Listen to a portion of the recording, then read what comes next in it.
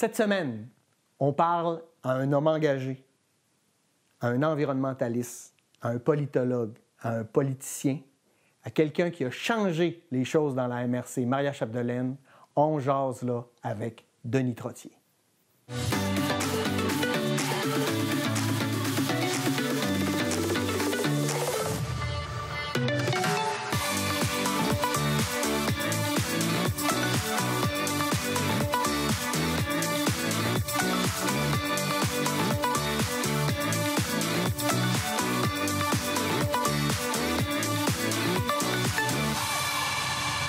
Donc, on est aujourd'hui avec Denis Trottier, avec qui on va jaser.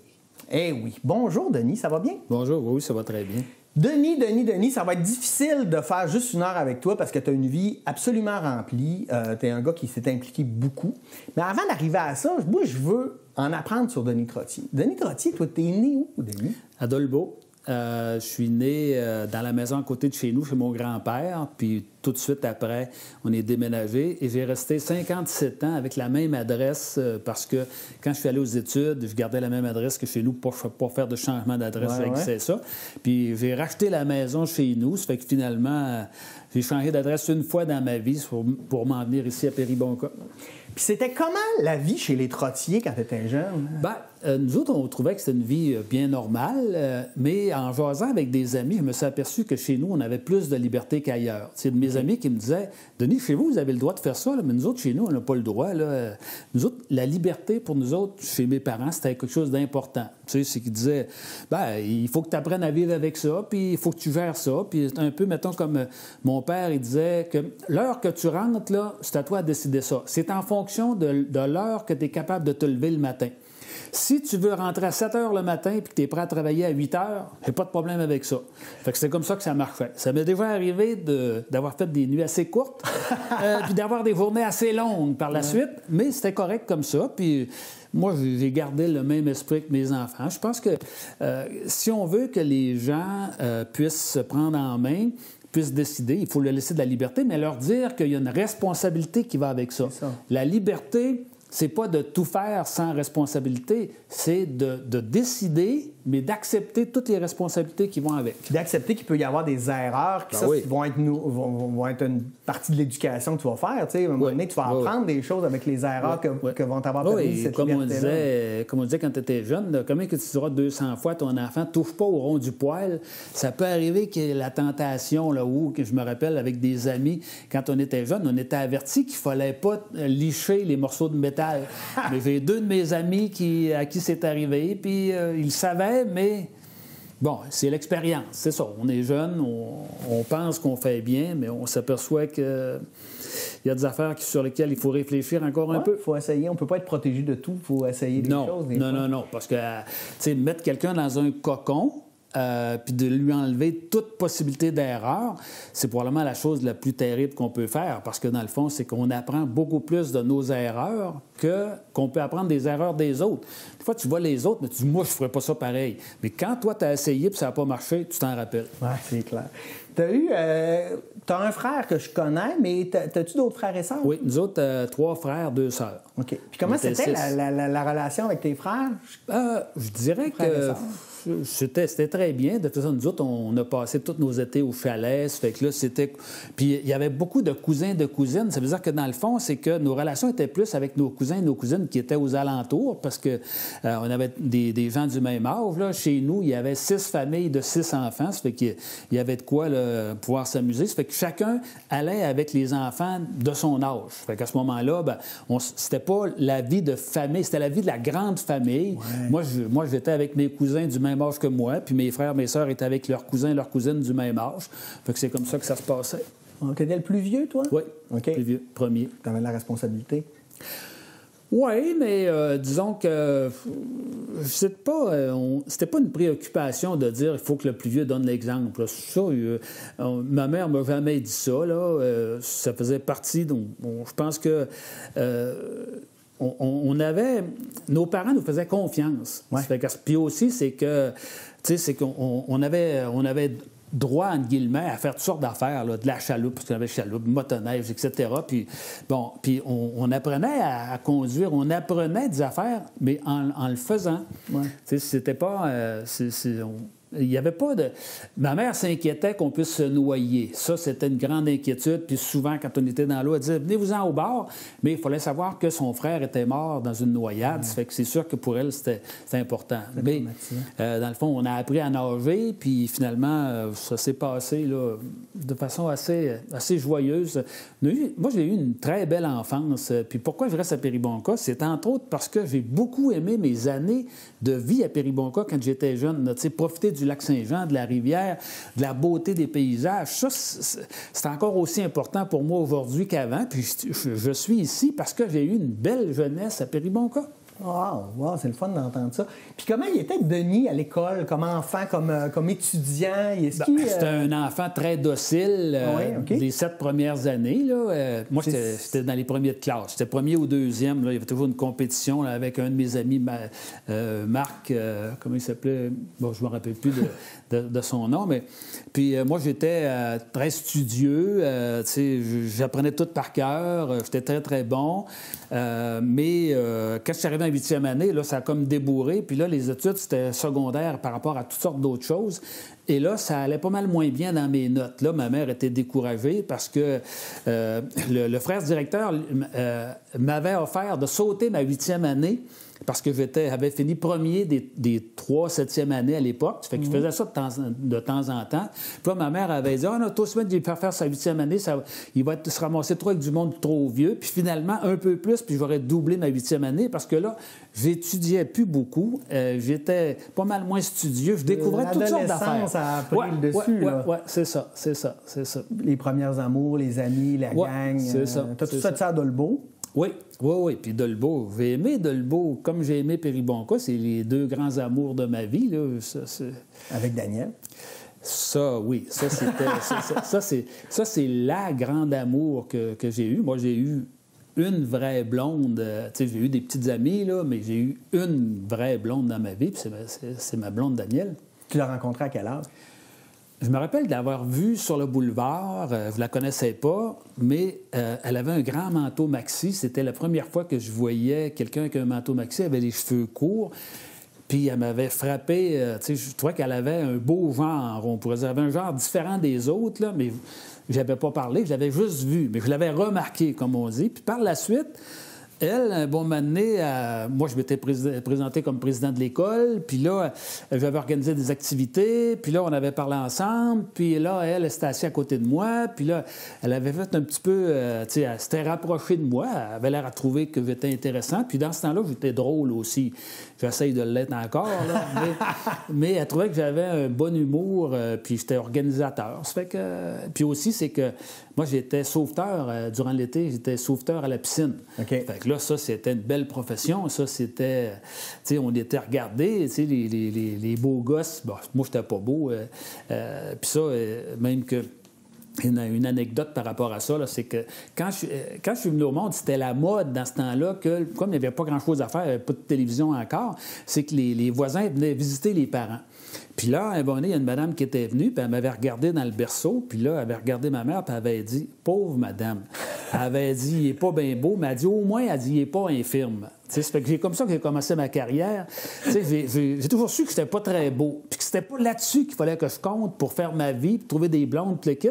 Fait que c'était plus soit par l'humour ou par des bons comportements là, que je pourrais pogner plus tard, comme on dit. Fait que depuis tout ce temps, elle t'accompagne. On dit derrière chaque grand homme, il y a une grande femme. Oui, c'est ça. C'est ça. Puis Daniel, c'est pas compliqué. Moi, j'ai toujours plein de projets. Mais avant de lancer ça publiquement, je lui en parle. Si elle me donne le OK, ça veut dire que c'est correct. Même si c'est fou, si elle me dit c'est correct, j'y vais. Mais si elle me dit t'as-tu pensé à ça, t'as-tu pensé à ça? Ah, non. Bon, là, on éteint ça, comme on dit. C'est mon premier filtre. Fait que c'est fondamental, sa présence là, dans tout ce que j'ai pu faire. Parce que chaque fois que je me suis lancé dans des affaires, elle a accepté, parce qu'il y avait des conséquences. Là, quand je militais dans toutes sortes d'affaires, j'étais pas souvent chez nous. Là, des fois, je mettais de l'argent là-dedans au lieu de mettre de l'argent dans l'épicerie ou dans d'autres choses. Là, ça fait que là, ça avait des conséquences. Ça crée des tensions? Ou... Non, pas vraiment. Pas vraiment. Parce que, vous étiez capable de vous discuter? Oui. Puis de toute façon, tu sais, elle savait que moi, une partie de ma vie pourrait se réaliser à ces conditions-là. Tu sais, si j'avais pas pu militer, si ma blonde avait dit « Ah non, militantisme, non, trop compliqué, ça, t'es jamais chez nous, etc. » Ça n'aurait pas fait. Ouais. Non, on ne serait plus ensemble. Ben oui, c'est ça. C'est ça, tu sais. Puis finalement, pour elle, ça faisait son affaire parce qu'elle s'impliquait dans d'autres choses aussi. Ça fait que chacun, on avait une vie de couple, mais on avait une vie personnelle différente. Ouais. Tu sais, elle s'impliquait avec la troupe de théâtre, elle faisait des costumes, elle faisait, tu sais, des choses plus créatives au niveau des arts. Puis elle avait étudié en arts, là. Ça fait que, puis moi, ben, c'était plus politique, là, puis c'était plus environnemental. Ça fait que c'était bien correct, ça. On va y revenir à ton implication, mais avant, je veux parler de ta famille, parce que vous avez eu 3 enfants, c'est ça? Oui. Il était comment, Denis Trottier, le père de famille? Bien, je dirais d'abord que ça m'a fait du bien d'être père de famille parce que, tu sais, ça calme un peu, là, puis j'avais tendance à avoir pas mal de jus, comme on dit, là, puis si j'avais pas eu d'enfants assez jeunes, puis moi, j'ai eu le premier, j'étais très jeune, j'avais en tout cas pour l'époque, j'avais 22 ans, Daniel avait 20 ans, tu sais, puis à cette époque-là, on était les seuls qui avaient des enfants. Tous nos amis, il n'y a personne qui avait des enfants. Puis nous autres, on amenait notre enfant dans les parties. On allait au ciné-club, on l'amenait avec nous autres. Ça fait que, c'était comme... Il y avait un trio, là, puis c'était comme ça que ça marchait. Puis on allait partout un peu avec lui. Mais je me rappelle que c'était pas la mode dans ce temps-là. Ça avait commencé à avoir des familles beaucoup moins grandes, puis beaucoup plus tard. Puis je me rappelle que quand ma blonde avait dit à certains amis qu'elle était enceinte, là, il y en avait plusieurs qui avaient dit « pas encore ». C'était le deuxième, puis là, c'était un peu comme si c'était la catastrophe, là. Bon, ça fait que là, moi, je trouvais que d'avoir juste un enfant, c'était pas suffisant. J'ai été chanceux, j'ai eu 2 gars, une fille, ça fait que c'est quelque chose d'intéressant. Puis ce qu'on a essayé de faire, c'est de leur donner la meilleure éducation possible, mais en leur laissant aussi le choix, en les laissant assumer aussi ce qu'ils voulaient faire. Puis, comme un peu tu avais été élevé. Oui, c'est ça, c'est ça. Dans le fond, on a transmis en partie ce qu'on avait été, là, puis avec... des bonnes choses des fois, peut-être des erreurs d'autres fois aussi, là, parce que, tu sais, il n'y a pas de manuel pour devenir comment être parent. Là, on fait bien ce qu'on peut. Hein? Puis après ça aussi, c'est qu'il y a des enfants qui sont différents de l'un de l'autre. Une recette va marcher avec un, puis ça ne marche pas pantoute avec l'autre. Même père, même mère, même environnement, puis ça ne marche pas pantoute. Là. Ça fait, qu'est-ce que tu fais avec ça? Là? C'est que là, ça devient déstabilisant.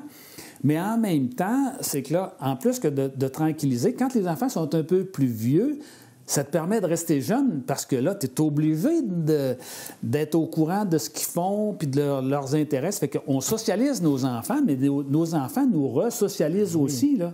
Fait que, d'après moi, ça empêche de vieillir trop vite d'avoir des enfants. Parce que sans ça, si tu n'as pas d'enfant, d'après moi, tu viens enlever plus rapidement. Oui. Es-tu grand-parent? Oui. 2 petites filles. Là, c'est Francis? Francis, oui, wow.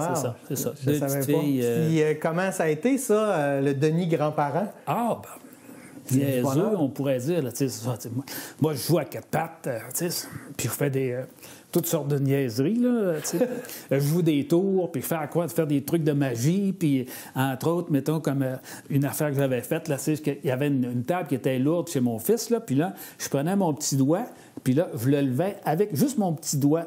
Puis là, je disais à ma petite fille, essaye de le lever. Puis là, elle essayait, elle n'était pas capable. Mais moi, je poussais avec mon genou. Puis là, quand elle a vu que j'avais mon genou en dessous, elle était, tu sais, grand-papa, il fait des blagues, là. Mais tu sais, c'est que là, puis ils sont contents. Ils sont venus l'année passée 1 semaine. C'était la première fois. Puis ils ont super aimé ça. On avait des activités, là, 10 activités par jour ou à peu près. Là, ça fait que là, puis on était dans mon laboratoire. Là, ça fait que là, il y avait toutes sortes d'affaires qui étaient faites. La gymnastique, des films, encore un peu tout. Là, c'était... Puis ils vont revenir cet été. Là.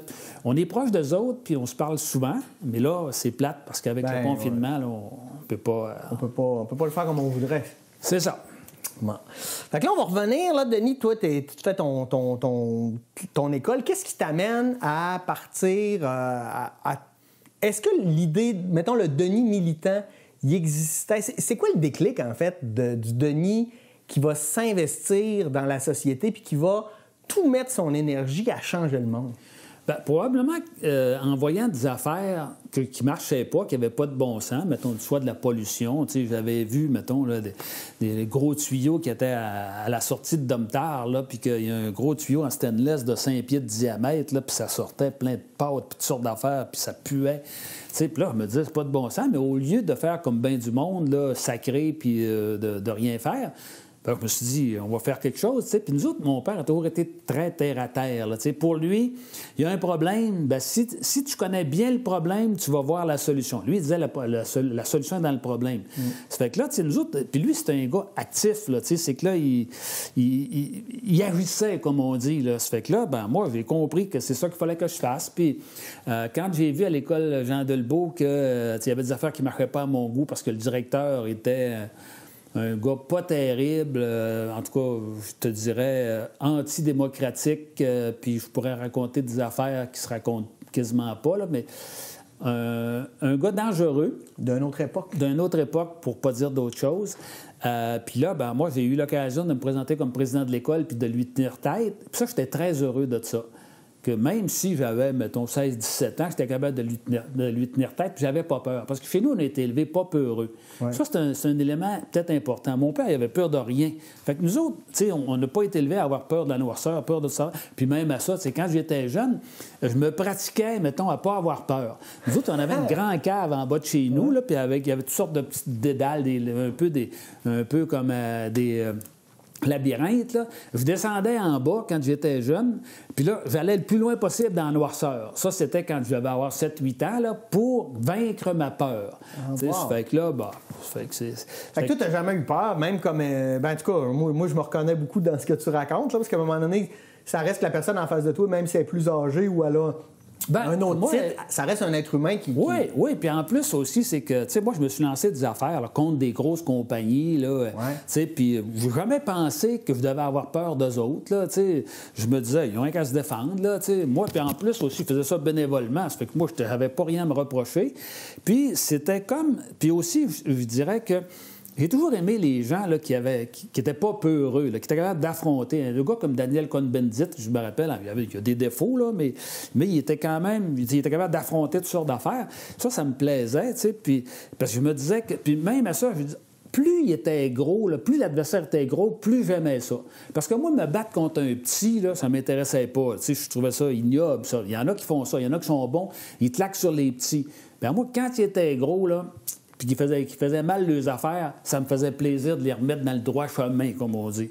Puis y a-tu déjà, dans tous tes combats, des gens qui ont essayé de te faire peur? Tu sais, des grosses compagnies qui ont dit lui, on va l'intimider, lui, on va le bâillonner. Oui. Tu sais, faire sentir des affaires. Puis le kit, mais ça me dérangeait pas. Là, puis même, je me rappelle, entre autres, il y avait un gars qui m'avait appelé, qui m'avait dit va te tirer. Il m'avait appelé au téléphone, va te tirer. J'avais dit c'est quoi ton nom? Il avait dit je te le dis pas. Ben, j'ai dit t'es trop pissou pour dire ton nom, tu vas être trop pissou pour me tuer. Ça fait que tu me rappelleras quand tu seras prêt à me dire ton nom. Ça fait que là, tu sais, j'ai toujours été un peu comme ça.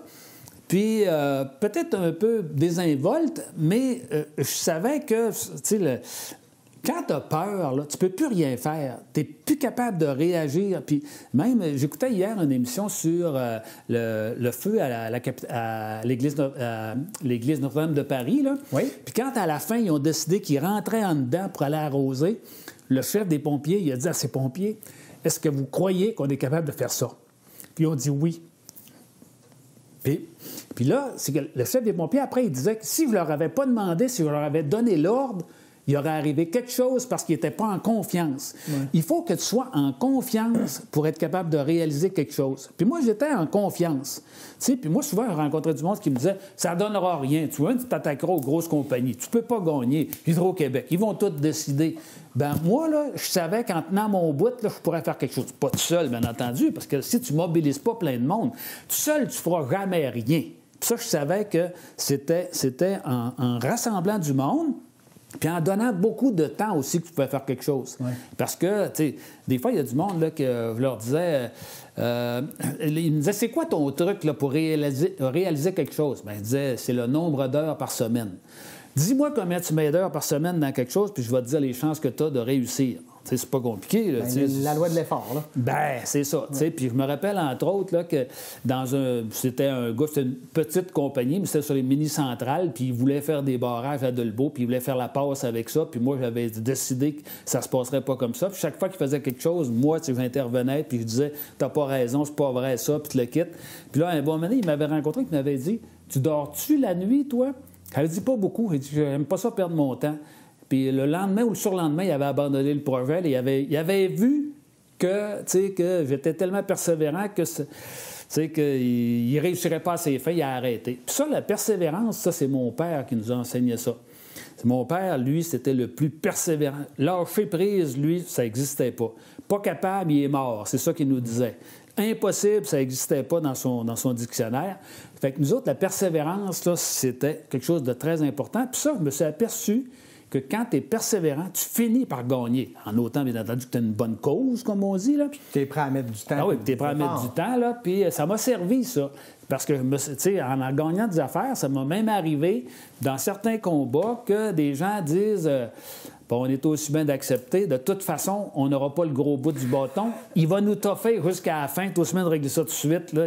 C'est que mais ça, c'est parce que moi, je savais en dedans de moi que c'était une bonne cause. Là. Ouais. C'est que là, c'était pas pour faire le mal.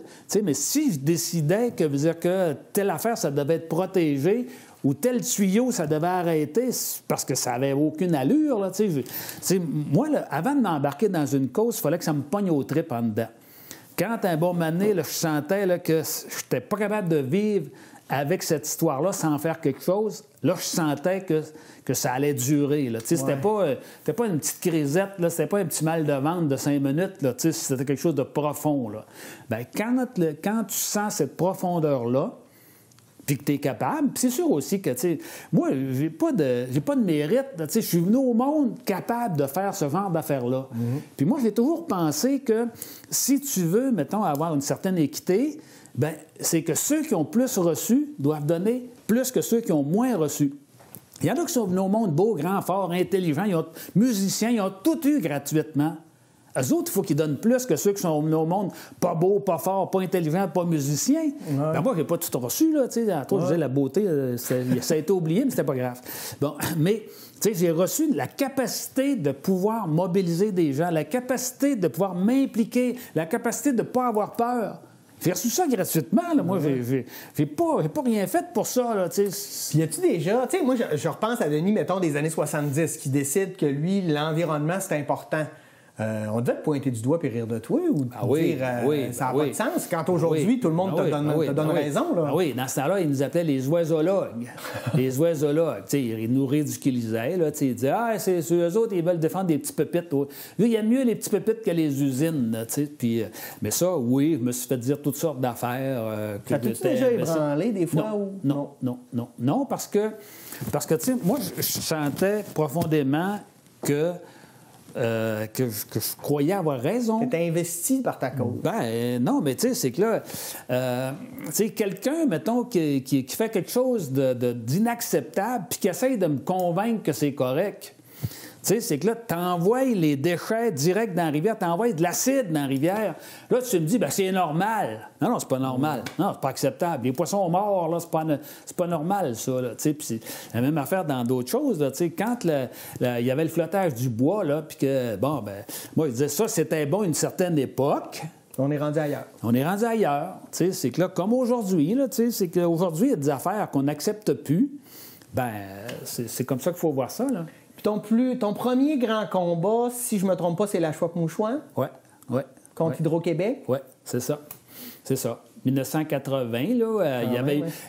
Ils voulaient faire un barrage sur la Chouac-Mouchouan? C'est parce que, d'abord, au point de départ, ça a mal été parti. Là.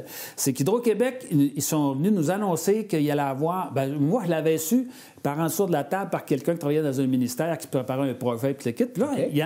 il annonce un bon moment donné que l'Hydro-Québec veut faire des barrages sur la Chouac-Mouchouan. Et là, on va avoir le choix, par exemple. Soit 2 barrages ou soit 3 barrages. Ça, c'est le choix qu'on a. Là. Bon choix. Fait que là, première rencontre qu'on a avec les dirigeants d'Hydro-Québec, là, je dis au monsieur, puis il faut dire aussi que sais, avant, là, moi, j'étais connu dans l'environnement. Là, mettons, j'avais été sur le comité d'environnement de Lbeau-Mistassini. On avait planté des fleurs, on avait ramassé toutes sortes d'affaires, le recyclage. Mais ça, c'était des petites actions, des dénonciations. Mais le premier vrai combat, là, c'était la femme, comme je disais. Puis là, j'avais dit au gars d'Hydro-Québec, j'avais dit, non, il va y avoir une troisième option. Là. Il n'y a pas de barrage pantoute. Là. Sinon, on n'embarquera pas là-dedans. C'est pas vrai qu'en partant... Vous nous imposez qu'il y ait oui. Là, est-ce qu'on est dans une démocratie ou pas? Là, puis là, un bon moment donné, un des boss d'Hydro-Québec nous avait dit, vous savez, M. Trottier, c'est que là, l'Hydro-Québec, là, c'est comme une grosse coopérative. Là, ça appartient à tout le monde. Là, puis bon, j'ai dit, c'est très bien. Je voudrais savoir c'est quand est la prochaine Assemblée générale pour que je puisse mettre à l'ordre du jour la décision que vous voulez nous imposer, là, de ne pas avoir de choix. Et finalement, c'est que ça s'est imposé parce qu'on a réussi à mobiliser un paquet de monde. Mais c'était un combat. Là, puis ce combat-là a été ça, c'était en 80. Il a été repris en 90, puis il a été repris une couple de fois. Là. Tu as même fait ton mémoire de maîtrise là-dessus. Oui, j'ai fait mon mémoire de maîtrise là-dessus. Ouais, peut-être une des rares personnes qui l'a lu, mais je l'ai lu. Oui. Il y a mes trois directeurs de thèse. Là.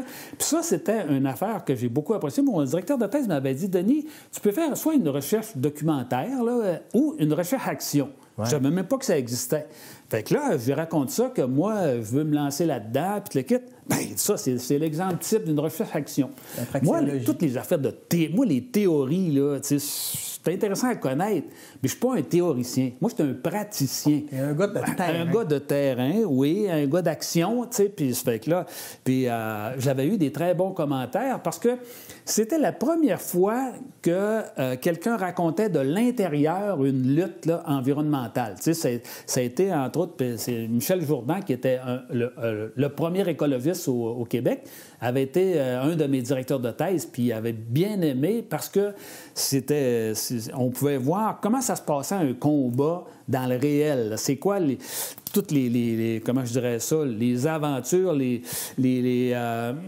obstacles, etc., etc. Puis ça a duré 2 ans et demi, cette histoire-là. Là. 2 ans et demi à temps plein pour réussir à bloquer ce projet-là, parce que c'était fondamentalement, d'abord, c'était la route historique pour monter à la baie James pour les Autochtones. C'était aussi la rivière la plus importante pour la Wananiche. Puis aussi, en plus, c'est que dans ce temps-là, Hydro-Québec voulait faire des barrages sur à peu près toutes les rivières. Puis nous autres, on avait démontré que ça n'avait aucun sens qu'on puisse, au Québec, manquer de courant. Parce que là, on était rendu qu'on faisait des projections que le Québec aurait besoin de plus d'électricité que 1 milliard de Chinois. Ouais. Fait que là, ça ne marchait pas. Là, puis quelques mois après qu'ils ont eu abandonné le projet de la Fort Mouchouane, qu'on a eu tout arrêté de notre histoire, c'est que Hydro-Québec s'est rendu compte qu'il était complètement d'un patate, puis qu'au lieu de manquer d'énergie, on en avait trop. On avait trop. T'sais, mais il avait fait des calculs exponentiels, là, ça fait que là, ça n'arrêtait pas de monter. Pour les avantager, probablement. C'est ça. Ils ne sont pas idiots non plus. C'est ça. Puis, donc, c'est après ça que tu deviens enseignant au cégep?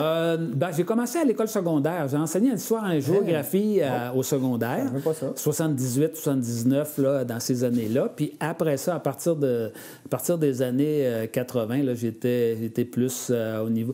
j'ai travaillé aussi, moi, pour Levons-nous nous-mêmes, qui était une organisme sans but lucratif qui mettait en place des coopératives d'habitation. Moi, j'étais agent de développement pour démarrer des coopératives.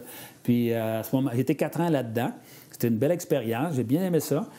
Par la suite, là, je suis devenu chargé de cours à l'Université du Québec à Chicoutimi, puis professeur à temps partiel au cégep de Saint-Félicien. Puis petit à petit, Qu'est-ce que ça t'a amené? Parce que là, je pourrais parler pour les étudiants. Je t'ai eu, je connais plein de gens qui t'ont eu comme enseignant. Tu en as marqué plusieurs.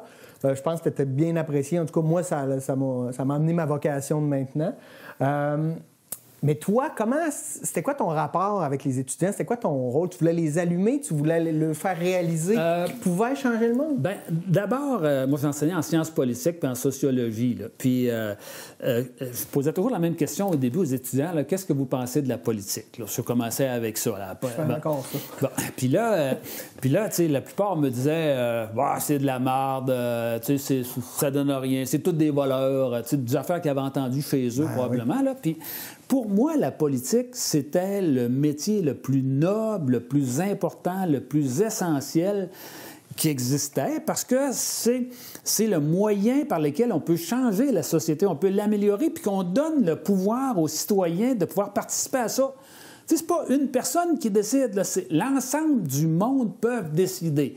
Je le sais que c'est pas toujours démocratique, puis je le sais que c'est amélioré, puis tout le kit, mais ça reste quand même fondamentalement, je veux dire là, une bonne idée. Une bonne idée, là, tu sais. Puis la démocratie, en tout cas, à ma connaissance, c'est meilleur que la dictature, en tout cas, là. Bien, j'espère bien qu'on va rester là-dedans. On va en parler aux Nord-Coréens. Oui, c'est ça, mais en tout cas. Ouais, mais, bon. Mais puis aussi, c'est que, moi, je me disais, le plus important pour moi, c'est que je réussisse à le faire aimer la politique. C'était ça mon objectif. Pas de passer nécessairement la matière, le kit, le faire aimer, le rendre ça agréable. Je me disais... Le faire réaliser qu'être citoyen, c'était important, que ça pouvait être agréable. Oui, puis aussi qu'il y avait un rôle à jouer là-dedans aussi. Là. Tu sais, parce que moi, je ne conçois pas une vie de citoyen sans implication. T'sais, pour moi, un citoyen, c'est pas quelqu'un qui va voter et qui fait juste ça. T'sais, ça, pour moi, c'est une personne. Bon. Ouais. Un citoyen, c'est quelqu'un qui s'occupe de lui, de ses enfants, de sa famille, ses grands-parents, etc., mais qui s'occupe aussi de la communauté, qui s'implique dans la communauté. Ça peut être dans le sport, ça peut être dans la culture, ça peut être dans n'importe quoi, mais qui donne une partie de sa vie pour l'ensemble. Un actif. Un actif, oui, un actif. Parce que sans ça, c'est que si personne ne s'implique, comment ça va s'améliorer? Ça ne s'améliorera pas tout seul. Puis c'est pas vrai que vous dites qu'un premier ministre, à la suite d'un discours, il va révolutionner tout le kit. Non, puis le premier ministre ne peut pas avoir toutes les bonnes idées. Il faut que ça vienne un peu. Non plus. Puis même si le premier ministre avait plein de bonnes idées, il faut garder notre propre pouvoir à nous autres pour être capable de dire de temps en temps, oups, c'est très bien dans l'ensemble, mais ça ne marche pas, là. Il faut rester allumé pareil. Puis ce que j'aimais aussi quand j'étais enseignant, c'était de répondre aux questions. Ça, moi, répondre aux questions, ça, c'est la partie la plus... celle que j'aimais le plus. Puis on discutait... Puis aussi, une autre affaire, c'est que un des moyens que j'ai trouvé de faire apprécier la politique, c'était de poser des petites questions d'actualité.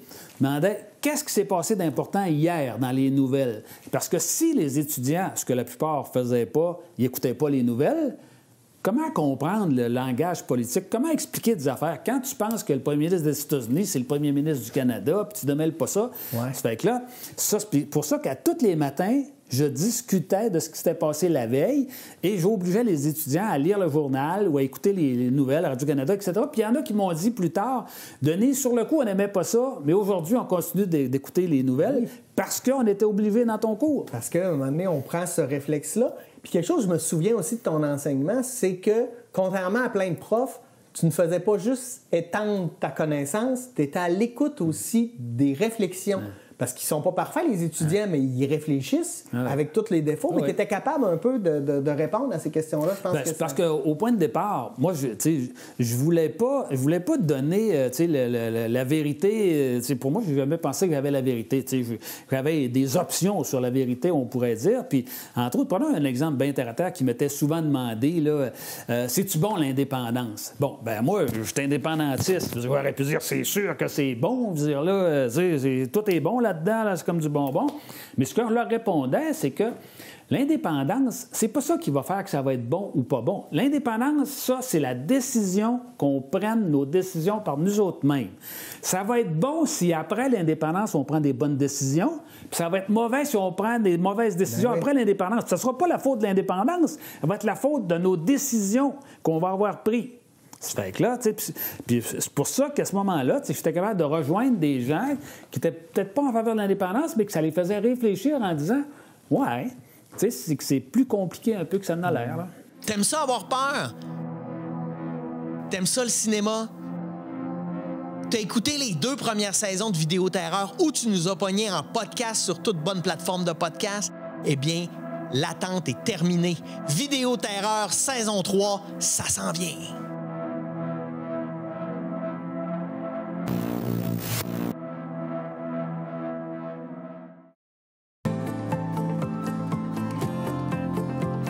La vraie télé, c'est la télé communautaire, c'est la télé autonome, la télé libre, parce qu'elle n'est pas contrôlée par des géants, elle n'est pas contrôlée par de la publicité, elle n'est pas contrôlée par du gros argent, elle est contrôlée par vos intérêts. Tu veux savoir qu'est-ce qui intéresse les gens d'une place en particulier? Tu veux savoir qu'est-ce qui se passe en ce moment à Ville-Marie, dans les Basses-Laurentides? Bien, il faut que tu regardes la télé de cette place-là, puis elle est disponible sur le web à cette heure. 2 clics, tu sais ce qui se passe. Tu sais, l'avenir, là, c'est de parler des vrais enjeux, des vraies valeurs, de ce qui nous touche vraiment. Il n'y a rien de mieux qu'un médium local pour le faire. C'est pour ça que les télécommunautaires autonomes font ce travail-là. Et puis, on parle souvent de codes d'écoute, puis tout ça. Un, les codes d'écoute sont assez bonnes, puis deux, le qualitatif, c'est important aussi. La qualité des gens qui regardent, c'est des gens intéressés, intéressants. Pourquoi? Parce qu'on regarde notre communauté. On peut passer à la TV et parler de nos enjeux. Là, on parle des vraies affaires. On parle pas juste des Moses de vedettes de Chenoute de Montréal. Non! On parle de ce qui se passe chez toi. Je m'appelle Nathan. J'aime vraiment ça faire du vélo. J'adore aller vite. C'est le fun. C'est les amputés de gaz qui m'ont donné ma prothèse de vélo. Merci!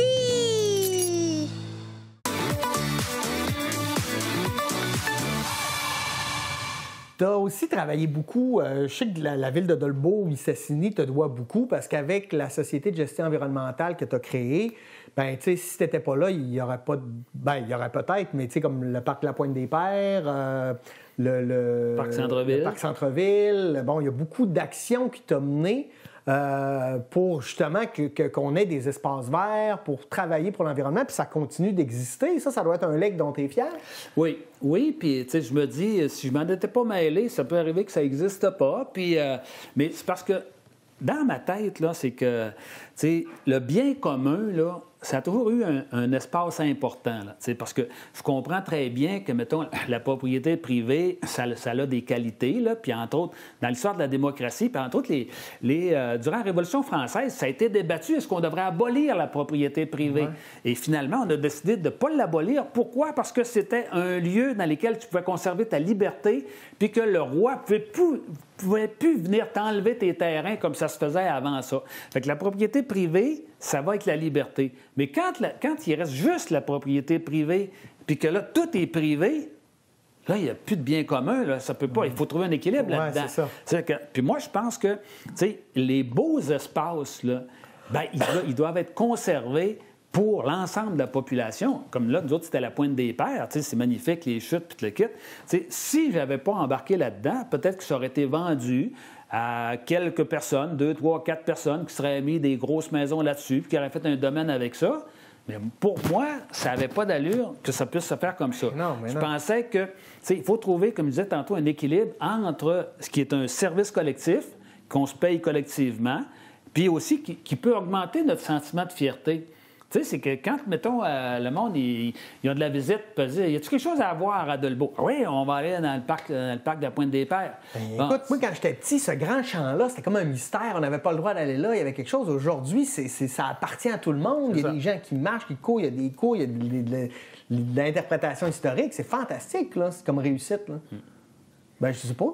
Ben, moi, je suis content de ça, tu sais, puis j'essaye, tu sais, pour qu'une société fonctionne bien, il faut s'occuper de soi, mais il faut s'occuper aussi de notre bonheur collectif. Tu sais, c'est que là, j'aimais bien l'introduction de la première Constitution française qui disait que le but de la société, c'est le bonheur commun. Ça, ce que ça veut dire, là, c'est qu'il faut qu'on fasse des choses qui fassent en sorte que l'ensemble de la population puisse en bénéficier. Actuellement, dans notre société, là, on voit de plus en plus que le bonheur commun est mis de côté pour le bonheur de quelques-uns. Des individus. Là, je voyais hier, justement, là, que là, il y a 500 nouveaux milliardaires de plus, là.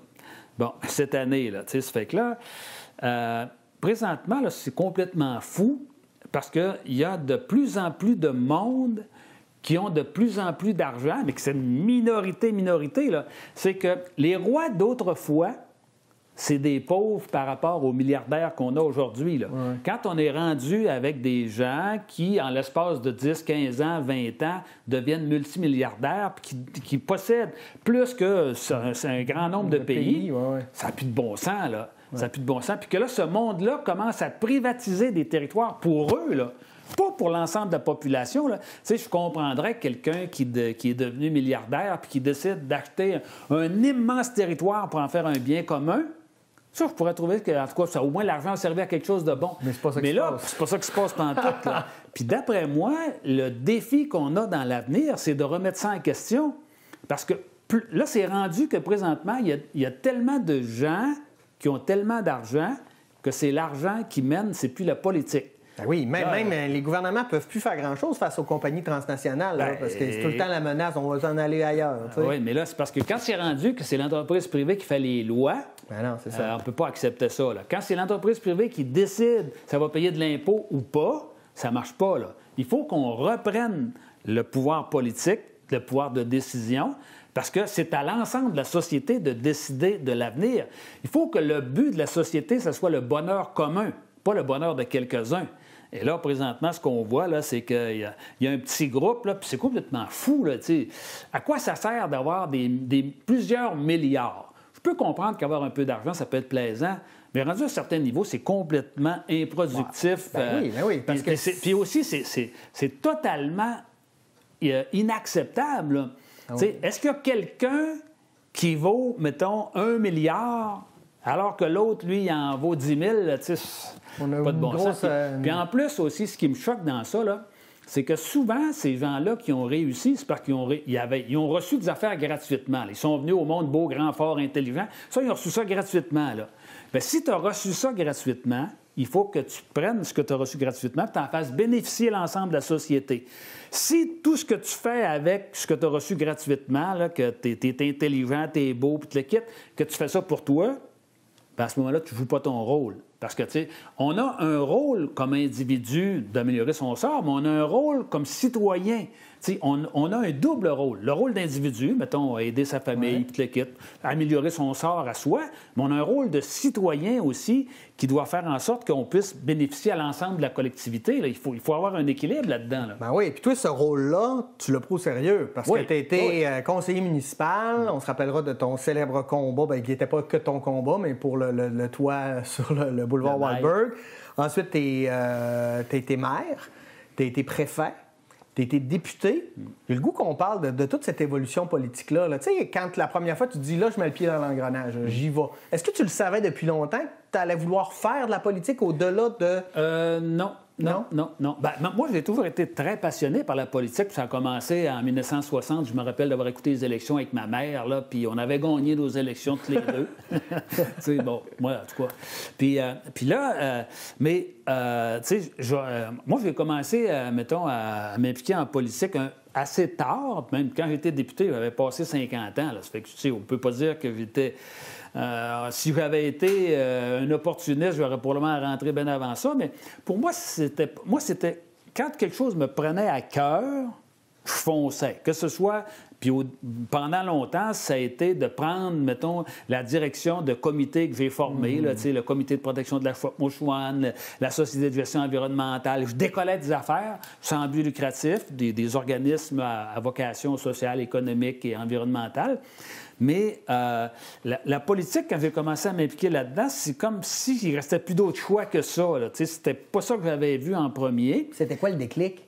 Le déclic, c'est quand je voyais qu'à un bon moment donné, il restait plus rien que ça, là, de me présenter comme conseiller. Entre autres, tu parles, là, mettons, de l'histoire du mail là, à Dolbeau. Là. Je me suis présenté comme conseiller pour empêcher que ça se fasse, pour que la démocratie soit respectée. Puis ça a été la même affaire, mettons, après ça, quand j'ai embarqué dans d'autres choses plus tard. Là. Puis, tu sais, c'est comme ça que ça s'est passé. Là.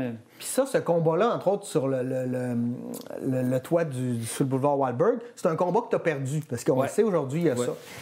Mais tu as sûrement appris des leçons de tout ça. Puis est-ce que ça a été dur pour toi de perdre un combat? Ou, parce... Oui, c'était dur. C'était dur parce que, d'abord, je avais gagné plusieurs, pas tout seul, là, mais en groupe. Là. On avait gagné le combat sur le flottage du bois, le champ de tir de l'Ascension. On avait gagné le combat aussi sur la Chouette-Mouchouane. Fait que, tu sais, moi, je faisais partie des winners, on pourrait dire. Là, que... Bon, puis ça, j'ai eu de la misère. Puis même, ça m'a rendu malade, toute cette histoire-là. Parce que je n'étais pas capable d'accepter la défaite, d'autant plus que ça s'est fait de manière antidémocratique. Là. Le maire de l'époque, M. Brassard, passait par-dessus les institutions, puis il n'a pas écouté personne, puis malgré le fait qu'il y avait une opposition terrible là-dessus, il s'est arrangé pour que ça se fasse, là, mais ça, c'est complètement inacceptable, tout ça. Puis, comme je disais, ça m'a même rendu malade. Puis par après ça, je me suis aperçu qu'il fallait que je m'implique beaucoup, mais que j'ai un certain détachement pour ne pas me rendre malade avec des problèmes collectifs. Oui, pour pas que tu le prennes de manière personnelle. Ouais, toi, tu travailles pour le bien commun, mais il faut que tu fasses à un moment donné. Bien là, on a décidé collectivement qu'on mettait un toit, bien il faut que je l'accepte. Puis aussi, c'est que je ne me sens pas responsable de ça si notre groupe n'a pas gagné. Là, c'est clair. C'est que dans le fond, à partir du moment où tu penses avoir tout fait... Oui. Sentiment de culpabilité. Puis bon... Ben bon, écoute, t'as passé. On apprend avec le temps. Oui, qu'est-ce que tu as appris le plus de cette défaite-là? Qu'il fallait justement être capable d'avoir un petit peu de recul par rapport aux causes dans lesquelles on s'impliquait, parce que même si on a raison, ça peut arriver pour toutes sortes d'événements qu'on ne puisse pas gagner. Là. Si les gens trichent de l'autre côté, ben là, si les gens ne respectent pas la démocratie puis que malheureusement nos lois sont ainsi faites que c'est possible, ben là, c'est pas toi qui as perdu, c'est la démocratie qui a perdu. Il ne faut pas le prendre personnel. Là, ça, j'ai appris à me détacher de ça, puis ça prend quasiment toute une vie pour apprendre ça. Là. Puis aujourd'hui, quand tu regardes ce qu'on est en train de créer sur Boulevard Walburg avec l'espace, on va enlever les terre-pleins, tout ça... ça te fait sourire? Ça te rend je suis bien content. T'es content? T'as l'impression qu'on a compris le message? Puis, entre autres, comme là, je regardais, il y a quelques semaines, on a enlevé une partie du ciment sur le boulevard. Là. Bon, c'est quelque chose qui était très laid, puis tu le quittes. Là. En tout cas, j'ai l'impression que le bon sens reprend vie.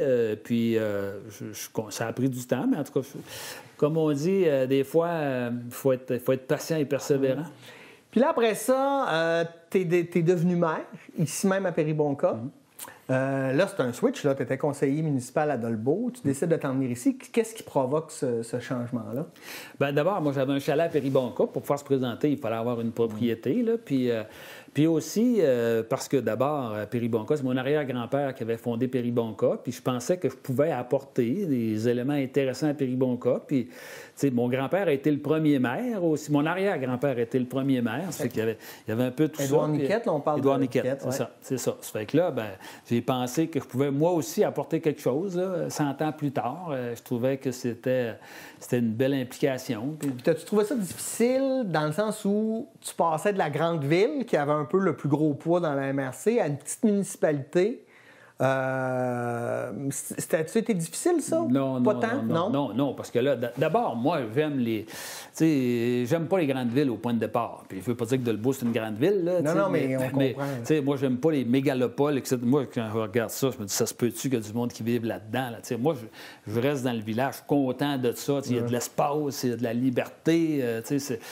Puis moi, c'était un objet de fierté, le fait que mon arrière-grand-père avait été le premier maire. Ça fait que je voyais pas de problème avec ça. Puis aussi, c'est que je savais que ça pouvait, même si tu es maire d'une petite communauté, quand tu arrives à la MRC, tu as autant de poids que. D'ailleurs, tu étais préfet à ce moment-là. J'ai été préfet par la suite. Ça m'a amené à devenir préfet. Là. C'est quoi quand tu regardes, tu repenses à cette époque-là, c'est quoi les belles choses que tu as réalisées ou dont tu es fier à l'époque où tu étais maire de Péribonka ou préfet de la MRC? Bien, il y avait eu la question du camping, mais aussi, c'est que j'avais dit aux citoyens qu'elle allait faire une période de questions avant l'Assemblée plutôt qu'après. J'étais probablement le premier maire qui a fait ça. Parce que là, tu sais, les périodes de questions, une fois que c'est décidé, là, ça donne quoi, ça? Ça fait que moi, j'avais initié l'idée que vous avez des questions sur ce qui se passe à l'heure du jour aujourd'hui, posez-les avant l'Assemblée. Comme ça, bien là, peut-être qu'on changera des affaires, peut-être qu'on retardera la décision. Mais là, une fois que tu as décidé de faire une période de questions, c'est un peu fou. C'est une petite affaire, mais j'étais fier de ça, d'avoir initié ça. Puis il y en a quelques-uns sentiment que c'était plus démocratique. Oui, c'est ça. Ben, j'ai toujours été très préoccupé par cette question-là. J'ai étudié en sciences politiques, puis j'ai passé ma vie dans ce monde-là. Oui, puis à militer pour le régionalisme, la décentralisation, etc. Ouais. Mais il reste qu'à un moment donné, tu te dis, je tente ma chance, je m'en vais jouer le jeu avec les grands. Là. Je veux pas faire une échelle de valeur, mais de dire, je m'en vais au Parti québécois pour devenir député. Là, on change d'échelle. Donc, tu as été élu. Parle-moi de cette expérience-là, mais parle-moi aussi du fait du petit gars qui est régionaliste puis qui veut la décentralisation puis qui essaye à un moment donné au niveau du Québec, de changer les choses, mais à petite échelle, ça devait être complexe. Bien, d'abord, il faut dire que c'était pas prévu là, que. J'ai pas, quand j'étais, même si j'enseignais en sciences politiques, je n'ai pas pensé faire une carrière de politicien. Là. Pour moi, c'était pas ça qui était essentiel. C'est venu sur des coups de cœur. Puis, entre autres, la question du Parti québécois, c'est venu sur une émission de Télé-Québec à l'époque, là, une émission avec Marie-France Bazot, dont je me souviens plus du titre, mais que le titre de l'émission, c'était « Faut-il fermer les régions ?»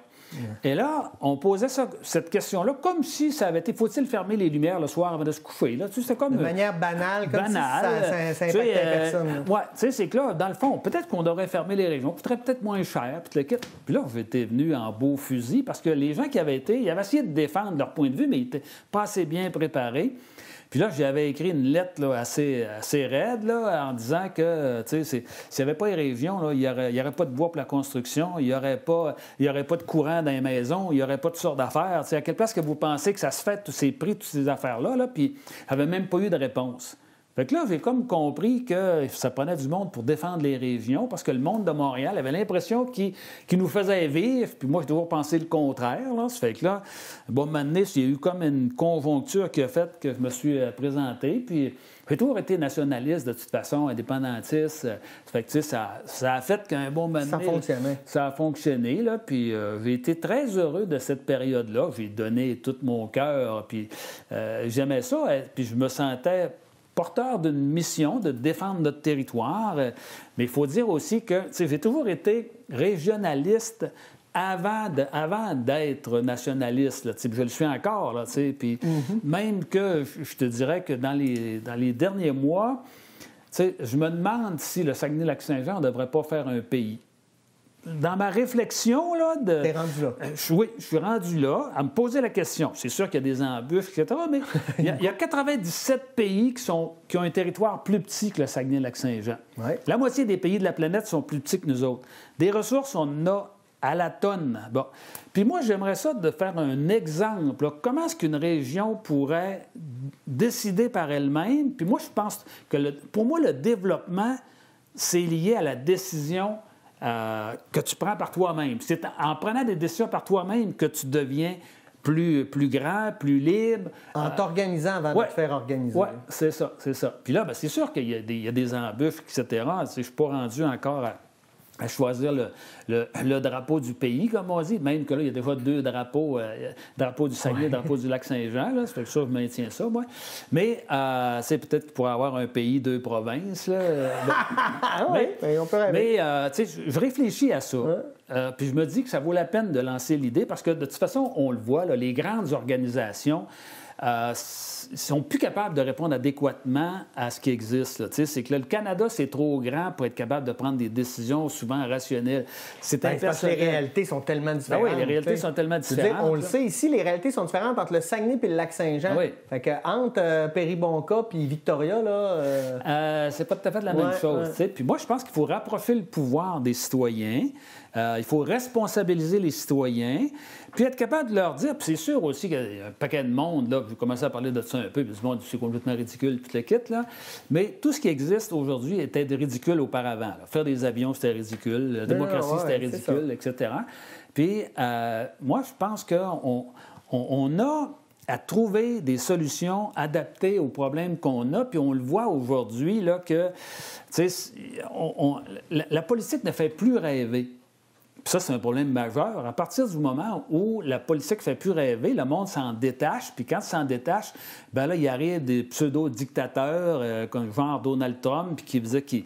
Puis ça, c'est des genres d'affaires, moi, qui m'inquiètent beaucoup. Là, puis si on décentralise, mettons qu'on fait des plus petits pays, il y a moins de danger que des imbéciles comme Donald Trump, des dangereux personnages comme lui, prennent le contrôle d'immenses territoires. Tu sais, c'est que là, prenons un exemple bien terre-à-terre. Alors, admettons que Hitler, il aurait été maire ou il aurait été, mettons, préfet ou il aurait été président d'une petite ville, là.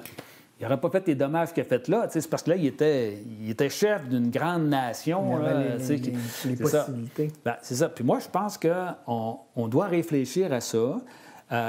On a il faut faire évoluer notre démocratie. Puis je suis persuadé que l'évolution de la démocratie va se faire dans le rapprochement des décisions des citoyens, de les responsabiliser, puis aussi de leur permettre de vivre des choses différemment d'un endroit à l'autre. La réalité d'une région comme le Saguenay-Lac-Saint-Jean, pas grand-chose à voir, mettons, avec la réalité du monde à Montréal, au centre-ville.